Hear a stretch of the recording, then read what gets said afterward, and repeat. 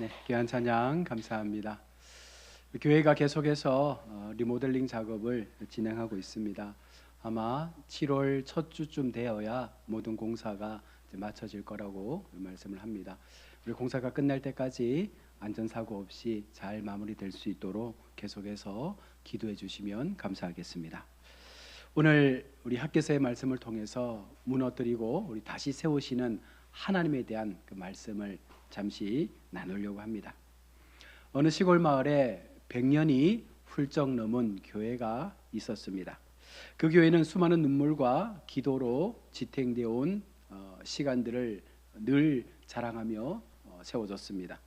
연세 많은 노건 사님들이 새벽마다 제단을 깨우며 기도했고, 또 젊은이들이 그곳에서 신앙을 배워 도심으로 배출되어 나갔고, 아이들은 그곳에서 많은 찬양을 부르며 하나님을 예배했던 그런 교회입니다. 자, 그런데 어느 날 이 건물이 오래되다 보니까 안전진단을 받게 되었는데 그 결과가 좋지 않았습니다. 아마 이 건물의 일부를 허물거나 새로 고쳐야 한다라고 하는 그런 결과를 받았습니다.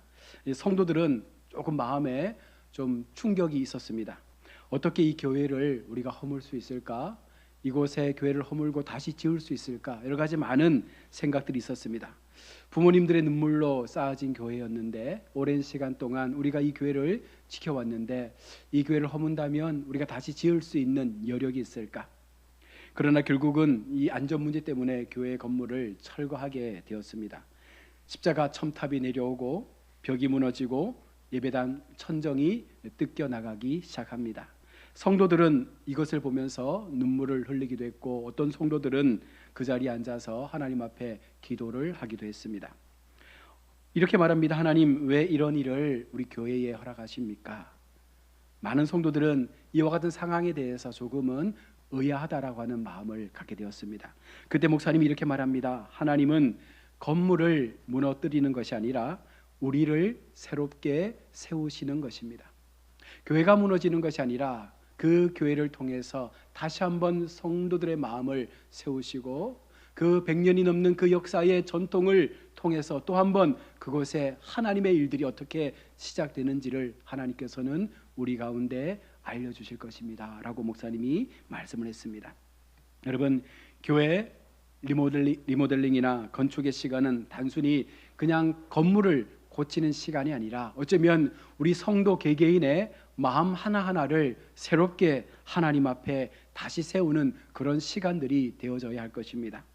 오늘 학개서를 통해서 우리 교회가 리모델링 중에 있는데 우리 교회에게 어떻게 말씀하시는지를 함께 듣고 우리가 또 한번 이 말씀 속에서 끝까지 우리가 하나님의 교회를 지켜낼 수 있는 그런 은혜로운 우리 성도들 되시기를 주의 이름으로 축원합니다. 먼저 하나님은 건물보다 사람을 먼저 세우신다라고 말씀합니다. 중요한 것은 하나님의 생각이에요. 우리의 생각이 아니라 하나님께서 오늘 우리에게, 우리 교회에게 보여주시는 이와 같은 모든 그 현상들이 하나님의 생각 속에서 어떻게 이것들이 나타나기를 원하시는지를 우리가 알아야 한다는 것입니다. 학개서의 배경은 매우 특별합니다. 이스라엘 백성이 바벨론 포로 생활을 마치고 돌아왔습니다. 모든 것이 항폐하고 어려운 상황이죠. 이스라엘 국가 경제 전체가 힘든 상황이었고 개인의 어떤 생활마저도 힘들고 하루하루 살아가기가 힘든 그런 상황이었습니다. 현실은 녹록지 않습니다. 그런데 그들에게 주어진 명령이 무엇입니까? 하나님의 성전을 지어야 한다는 것입니다. 나라 경제가 어렵고 개인 생활도 어렵고 반대 세력도 많았습니다. 그런 가정 속에 지금 교회를 세워야 합니다. 자, 그런데 그들은 성전 건축을 멈추고 이 어려운 상황들을 핑계대면서 자신들의 집을 짓기에 바빴습니다. 학개 1장 4절에 이 성전이 황폐하였거늘 너희가 이때에 판벽한 집에 거주하는 것이 옳으냐. 여기서 말씀하고 있는 판벽한 집은 지붕을 씌우고 벽을 세워 사람이 살 수 있는 공간을 만들었는데 이 원문의 뜻을 보면 사판이라는 단어를 씁니다. 이것은 호화로운 집, 백향목으로 만든 그와 같은 집을 지었다는 거예요.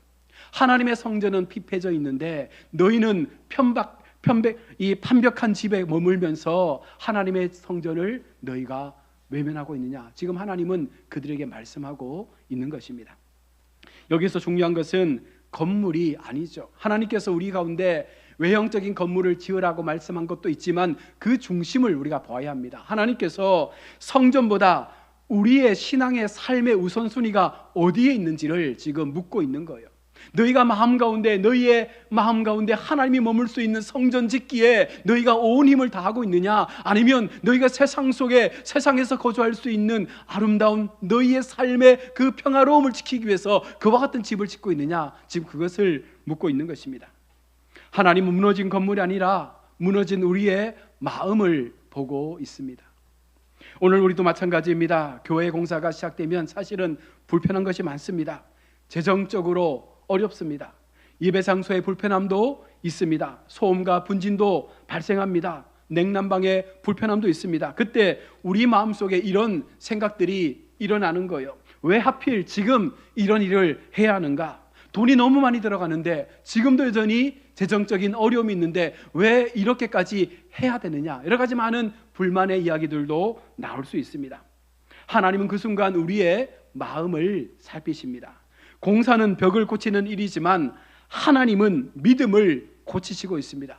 이와 같은 리모델링을 통해서 어쩌면 우리 마음이 다시 한번 하나님 앞에 우리가 어떻게 교회를 섬겨왔는지, 우리가 어떻게 교회를 살펴왔는지를 돌아보라는 것입니다. 여러분, 이것은 한 개인의 문제가 아니라 여기에 머물렀던 수많은 성도들이 교회를 살피지 않았던 우리 전체의 책임이라는 것을 우리가 분명 기억해야 하는 것입니다.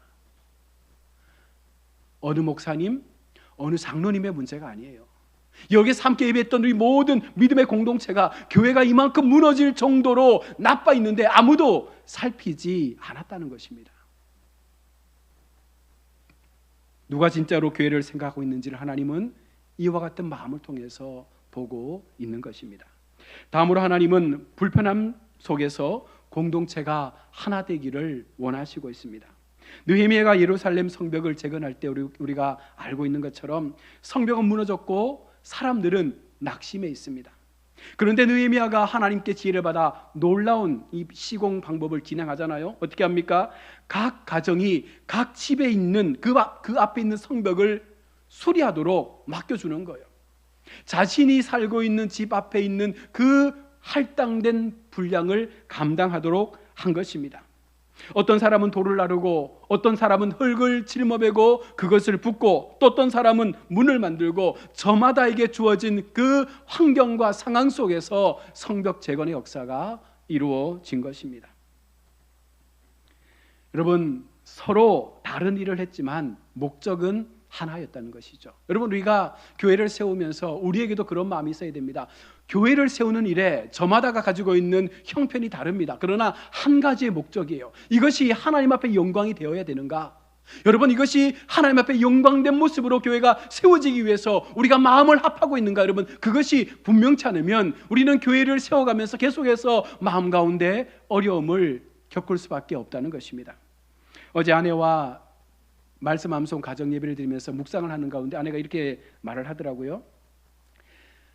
예수님께서 피의 값을 지불하셨기 때문에 그 값에 대한 대가로 우리가 생명을 얻은 것처럼 우리가 하나님을 향해서 어떠한 값을 지불한다면 그 값이 그냥 땅에 흘러가는 것이 아니라, 여러분, 우리에게도 반드시 하나님께서 그 지불한 값에 대한 하나님의 어떤 것들을 반드시 갚아주신다는 거예요.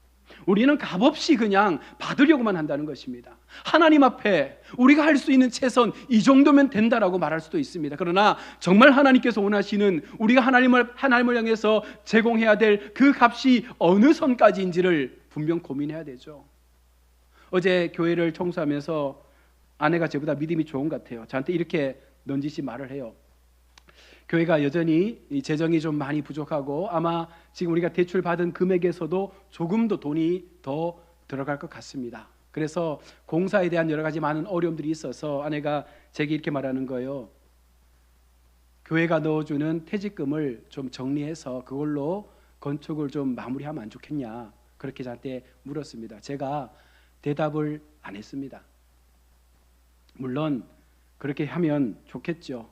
그렇게 할 의향도 있습니다. 그러나 그 몫을 여러분 우리가 함께 감당하는 것이 옳지 않겠냐라는 마음이에요. 물론 여러분들 모두가 힘써하고 있다는 거 알고 있습니다.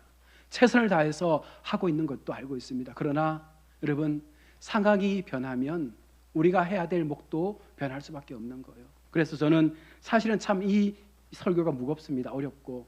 그럼에도 오늘 이 학개서의 말씀을 전하는 것은 교회이기 때문에, 하나님께서 원하시는 교회이기 때문에 이것을 우리 모두가 함께 감당하면 좋겠다라는 마음을 전하는 것입니다. 여러분, 서로 다른 일을 하지만 목적은 하나. 여러분, 하나님의 성전을 세우자. 이것이 우리 속에 하나로 모두어질 때 분명 교회는 역사되어질 것입니다. 하나님께서 잠잠고 있지 않으실 거예요. 반드시 하나님께서 그렇게 애쓰고 수고하는 우리가 하나님을 향하여 그 값을 치룰 때에 반드시 그 값에 합당한 하나님의 그 은혜를 우리 가운데 부어주실 줄로 믿습니다. 교회 리모델링도 같습니다. 누군가는 헌금으로 섬길 수 있고, 누군가는 기도로 섬길 수 있고, 누군가는 청소하며 섬길 수 있습니다. 모두가 같은 방법으로 섬기라는 것이 아닙니다. 여러분이 할 수 있는 것대로, 여러분이 할 수 있는 방법대로 무언가 내가 교회를 위해서 할 수 있는 것이 무엇인지를 좀 고민하고 그 일에 참여하면 좋겠다는 거예요. 여러분, 우리 모두가 하나님의 일을 할 때 같은 일을 할 수는 없잖아요. 직분이 다르고 해야 될 일들이 다릅니다. 그러면 그 모든 상황이 다르지만, 그러나 앞서 말한 대로 목적은 하나입니다. 하나님이 기뻐하시고 하나님이 세워가실 그 영광을 위해서 우리가 내가 할 수 있는 최선을 다하는 거예요. 여러분, 우리가 방관자가 되면 안 됩니다. 구경꾼이 되어서도 안 됩니다. 여러분, 우리가 할 수 있는 것들이 무엇인지를 기도하며 찾아야 되죠. 저는 마음 가운데 이런 생각이 있어요. 우리가 지금 예배를 주일 예배밖에 못 드리고 있지만 우리가 할 수 있는 것들이 많잖아요. 교회 마당에서 누군가는 기도할 수 있고, 교회에 흩어진 이 쓰레기들을 주우면서 기도할 수 있고, 여러분, 교회를 한 바퀴 돌면서 기도할 수 있고, 우리가 정말 교회를 위하는 마음이 있고 교회가 바르게 세워지고자 하는 마음이 있다면, 여러분, 그 시간조차도 내지 못한다고 하면 그것은 하나님 앞에 우리가 얼마나 교만한 인생을 살고 있는 것입니까? 제가 어제 톡으로 제발 암송 예배 좀 드립시다라고 했는데 안 올리시더라고. 그래서 저는 그런 마음이에요. 이렇게까지 안 도와주나? 제가 예배 드리면 한 15분 정도 시간이 소요됩니다. 아마 개인이 혼자 하면 한 10분이면 예배가 끝날 거예요. 암송하고 5번 암송하고 묵상한 거 기도하고, 가정과 교회와 교회를 위해서 기도하고, 여러분, 그렇게 보내면 10분에서 15분이면 끝나는 그 예배를 여러분 일주일에 한 번 그거 드려달라고 하는데 그걸 안 드리십니까? 그게 그렇게 어렵습니까? 제 마음에 그런 마음이 있어요. 하나님 앞에 우리가 교회라는 이름으로 모였는데 무언가 구심점을 가지고 한 목적의 비전을 가지고 이 일을 해보자고 애를 쓰는데 아무도 따라주지 않으면 어떻게 이것을 여러분 끌고 갈 수 있습니까? 카톡이 안 되는 분들은 못하죠. 그러나 문자 보낼 수 있고 카톡 할 수 있는 분들은 충분히 할 수 있는 것 아닙니까? 혼자 성경 읽고 묵상하고 암송하고 그거 한번 올려주는 것, 오늘 예배 드렸습니다, 그거 한번 올려주는 것이 그렇게 어렵습니까? 몇 번을 이야기하고 몇 번을 부탁을 드렸는데 여전히 아무도, 많은 분들이 반응하지 않아요. 여러분, 하나님의 집을 세우는 것은 쉽게 세워지지 않습니다. 공동체가 강해지는 순간은요, 하나의 목적으로 마음을 모으고 한 믿음을 가지고 함께 한 방향으로 갈 때 그것이 가능한 것이지, 아무도 나서지 않고 그냥 머물러 있으면 아무것도 되지 않습니다. 배는 항구에 있을 때 가장 안전하지 않습니까? 그러나 여러분, 배의 목적이 항구에 묵고도 위해서 만든 것이 아닙니다. 배는 항해를 해야 됩니다. 목적을 향해 나아가야 하는 것입니다. 교회도 마찬가지예요. 평안할 때는요, 어려움이 없을 것처럼 보여지지만 여러분, 어려움을 통과하는 그 항해의 시간을 통해서 우리의 믿음은 다져지고 우리의 믿음은 새로워질 수가 있다는 것입니다. 공사는, 여러분, 이 교회 공사는 공동체를 어떻게 보면 시험하는 시간일 수 있다는 거예요. 우리의 믿음을 한 번 더 하나님께서 바라보시는 시간일 수도 있다는 것입니다. 그래서 여러분, 이 공사를 통해서 어쩌면 우리의 믿음도 함께 리모델링 되어져 가고 새로워져 갈 수 있는 그런 은혜가 있어지기를 축원합니다. 또한 하나님은 눈에 보이는 성전보다는요, 영적인 성전을 더 원하신다는 사실이에요. 우리가 외형적인 교회를 짓긴 하지만 이것은 단순히 우리가 하나님 앞에 비를 피하고 더위를 피하고 환경을 조성하기 위해서 만드는 것이지, 진짜 성전은 우리 개개인들이 이곳에 모여서 우리 한 사람 한 사람이 하나님 앞에 거룩한 성전이 되어져서 그것이 주님 앞에 영광으로 올려지는 것을 주님은 더 기뻐하신다는 것입니다. 신약에서 예수님은 놀라운 말씀을 하십니다. 요한복음 2장 19절에 너희가 이 성전을 헐라 내가 사흘 동안에 다시 일으키리라. 무슨 말씀입니까? 사람들은 성전을 건물로만 생각했습니다. 그러나 예수님은 자신의 몸을 성전이라 말씀하고 있습니다. 오늘 우리가 동일한 마음을 가지고 우리 몸이 하나님 앞에 거룩한 성전으로 여러분 지음받지 않았습니까? 예수님을 믿는 그 순간 내 심령 가운데 성령을 모셔드리는 그 순간 우리의 마음과 우리의 몸은 주님의 거룩한 성전이 되어져 가는 것입니다. 성도 한 사람 한 사람이 성전이 되어가서 여러분 건물에 갇히는 성전이 아니라 여러분 우리 모두가 진실로 유기체적으로 살아있는 성전이 되어져서 하나님의 영광을 드러낼 수 있는 그와 같은 마음을 가져야 되지 않겠습니까? 고린도전서 3장 16절의 말씀입니다. 너희는 너희가 하나님의 성전인 것과 하나님의 성령이 너희 안에 거하시는 것을 알지 못하느냐? 우리 몸이 성전이고 우리 몸에 거하시는 성령께서 그 성령께서 우리 성전 안에 거하시면서 우리의 삶을 주장하실 때 여러분 우리가 하나님의 백성의 삶을 더 강력하게 살아갈 수가 있는 거예요. 지난 한 주간 우리 우집사님 부부가 2층 공사를 한 주간 꼬박 하셨어요. 정말 아침부터 오후 시간까지 두 네 분이 정말 땀을 흘리시면서 아무런 대가 없이 공사하시는 모습을 보면서 제가 참 마음이 안타까움이었습니다. 왜냐하면 누군가는 저렇게 열심히 하는데 제 마음에 그런 마음이 들었어요. 저렇게 일하시고 헌신하는 분이 있으면 또 누군가는 물이라도 좀 날라주고 밥이라도 와서 한번 좀 제공해주고 그런 좀 교회 속에 은혜가 있어야 되는데 니는 해라 우리는 그냥 보겠다 이런 마음 같아요. 저는 제가 볼 때는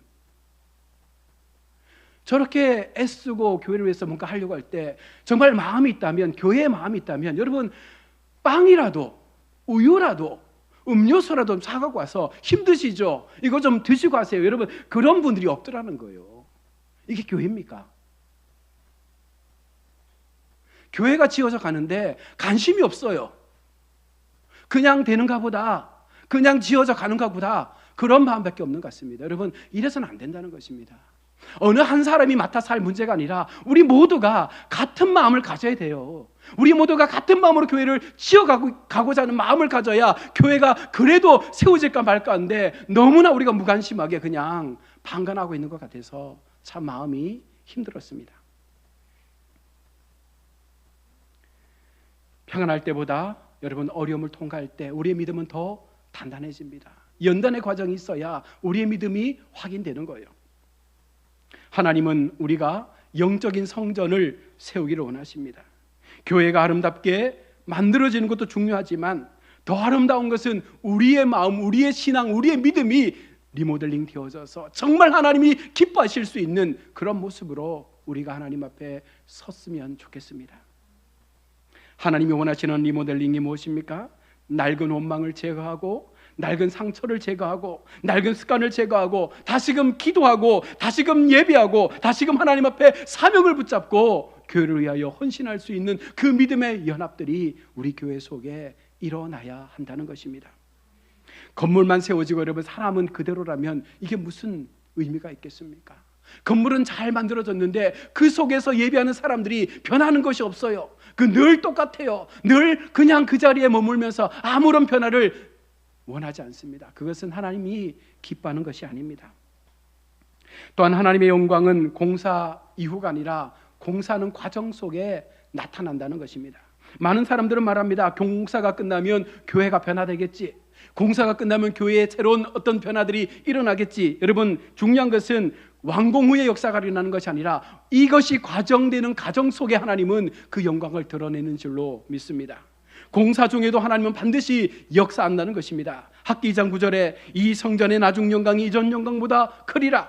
하나님은 이미 미래를 보고 말씀하고 있는 거예요. 당시 성전은 아직 완성되지 않았습니다. 그냥 기초만 놓여 있는 상태였습니다. 그러나 하나님은 완성된 모습을 미리 보시면서 우리 가운데 말씀하시는 거예요. 지금 우리에게 먼지와 소음이 있습니다. 그러나 하나님은 이곳에 거룩한 미래가 세워짐을 말씀하고 있는 것입니다. 우리는 부족함을 보죠. 물질이 부족하고 여러 가지 많은 자원들이 부족합니다. 그러나 하나님은 그것을 통해서 일어날 영광을 보고 있는 것입니다. 우리는 비용을 생각합니다. 하나님은 그러나 그것을 통해서 이런 과정들을 통하여 일어날 그 열매가 어떻게 우리 가운데 맺혀지게 될지를 우리 속에 말씀하고 있다는 것입니다. 우리에게 과연 교회는 어떤 의미입니까? 우리에게 과연 교회는 어떤 모습으로 우리 마음 가운데 세워져 가고 있습니까? 한 교회가 우리 교회처럼 대대적으로 리모델링 작업을 했습니다. 예배당이 너무 낡아서 어쩔 수 없이 공사를 하게 됩니다. 공사 기간 동안 성도들은 식당에서 예배를 드렸습니다. 여름에는 더웠고 겨울에는 추웠습니다. 의자도 부족했습니다. 그런데 놀라운 일이 일어났습니다. 사람들이 서로를 더 챙기기 시작했고 기도회가 더 많아졌습니다. 공사 현장을 돌면서 기도하는 성도가 많았어요. 여러분, 이 교회가 대도교회 얘기입니다. 제가 대도교회에 있을 때 교회를 본당을 리모델링하고 새로운 비전 센터를 지으면서 그 지하에서 의자를 넣어놓고 온 성도가 예배를 드렸었거든요. 그때 모두가 힘들어했지만 공사가 끝난 이후에 모든 성도가 하는 말이 그때가 더 뜨거웠다. 정말 그때 우리가 은혜로웠다.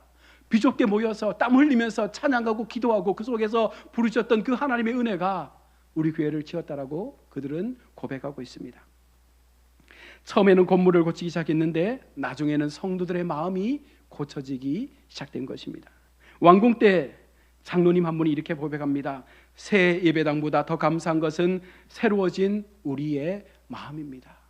변화된 마음이 그들 속에 다시 한번 교회를 향하여 새롭게 도전을 준 것입니다. 사랑하는 우리 성도 여러분, 우리 교회도 지금 리모델링 공사 중에 있습니다. 하지만 하나님은 건물만 리모델링하는 것이 아니라 어쩌면 우리의 마음의 성전도 같이 리모델링하는 과정 속에 있는 줄로 믿습니다. 우리의 믿음이 새로워지고 우리의 공동체가 새로워지고 우리가 사명을 다해서 하나님 앞에 다시 한번 가야읍 교회가 가야읍 교회다워질 수 있는 모습으로 변화될 수 있도록 우리 한 사람 한 사람이 그렇게 모이고 함께 기도하며 함께 그 믿음의 시간들을 만들어가기를 축복합니다. 먼지가 날리는 현장 속에서도 공사의 소음 속에서도 여러분 불편함 속에서도 하나님은 여전히 일하시고 있다는 거예요.